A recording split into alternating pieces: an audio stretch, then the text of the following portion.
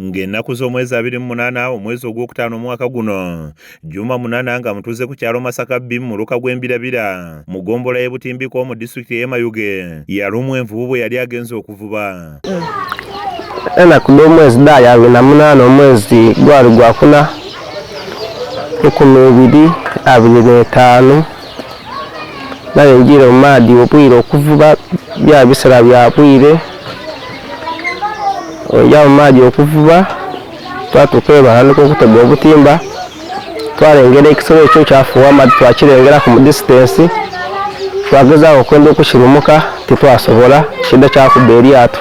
Juma nga ali ne munne yali amuwerekeddeko baali bateze obutimba wabula envubu n'ebugwamu olwo ne bakolako effujjo okukakana nga yeemulumya amagulu. Tajja okuwuza okukyuka okwira bazaale owuzeeko n'ateeta okuluba amakyangemu omugulu kyanweza kyatandika okunuma kyakutulamu eigumba mu mugulu. Juma ng'omutadde ku mabbali ate waliwo omuvubuka omulala Makota alya goonya gwe yalya n'erekawo omutwe n'amagulu era nga we tutuukidde ku kyalo kino nga yaakaziikibwa. Ensolo zino naddala envubu tezikoma mazzi mwokka wabula nga zimanyi okuvaamu ne zirumba ekyalo ne zirumya abatuuze nga kw'otadde n'okwonoona ebirime byabwe okuli kasooli, ebijanjaalo kw'ossa n'amatooke wamu n'ebirime ebirala.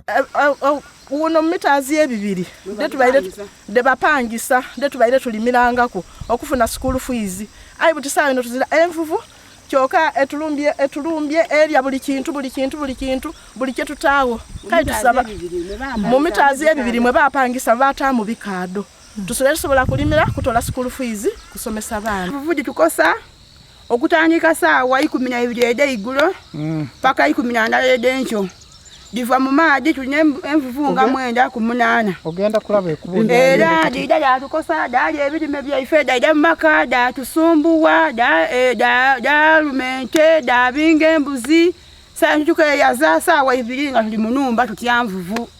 Abatuuze ku kyalo kino bategeezezza nti bandibadde baavadde okumpi n'ebifo ebirinaanye ennyanja wabula ebyembi ebifo gye bandigenze disitulikiti yabiguza dde abagagga.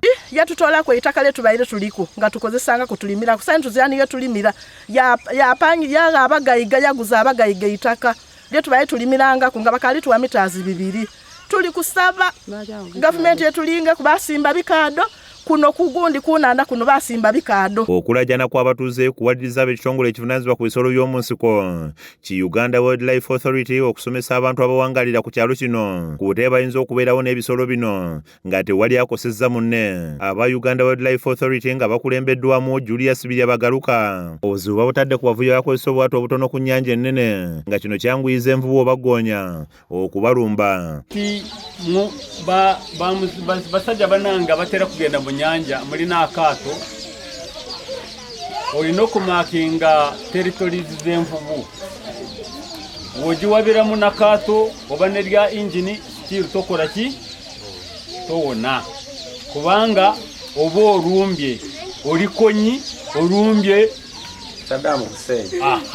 Bano babawadde amagezi ge balina okukola gamba ng'okwewala okwoleza ku nnyanja wamu n'okwewala ebifo bye bamanyi nti goonya zibiikirawo. Encouraginga okulaba nga bwebanga baagala kunaaba bakime amazzi banaabire mu safe places nga tebanaabire mu nnyanja kubanga ebizibu ebitedde kubeerawo okulaba nti bafuna attacks kuba baabakoseddwa ensolo zino. Uganda Wildlife Authority etegeezezza nti ensonga zaabwe za kutunulwamu basobole okuliyirirwa. Baamala okutuula ne baleeta omuntu agenda okukiikirira famire eyo.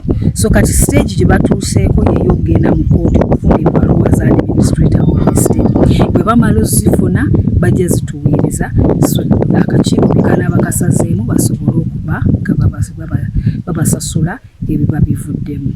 Oluvudde Masaka B abawuwa beeyongeddeyo ku kyalo Wambete ekisangibwa mu ggombolola y'e Busakira era Mayuge okusinkana abatuuze beeno nabo okubasomesa ku ngeri gye bayinza okwewalamu ebisolo eby'omu mazzi. Bano be batuuse eno era kibabuuseeko bwe bagudde ku mwana w'emyaka 10 ng'ali ku lyato avuba ku nnyanja emanyiddwa nti ebeeramu zigoonya. Omwana ono ategeerekese nga Amina Nakagolo era nga tubulidde ekyamuwaliriza okuyiga eryato okutandika okuvuba. Nze n'abanange mbabona bagavuga ate zeeno okukwe nayegera. Kati bano baagala ebisolo bino abawuwa babikwate babitwala embifo ebirala wabula nga kino ab'ekitongole bakiwakanyizza. Wuwe egamba nti oluvannyuma lw'emisomo nga gino basuubira nti abatuuze tebajja kuddamu kukosebwa nsolo nga bwe gubadde. Zawedde Hindu yakusakidde emboozi eno ku Rakes TV Agalero.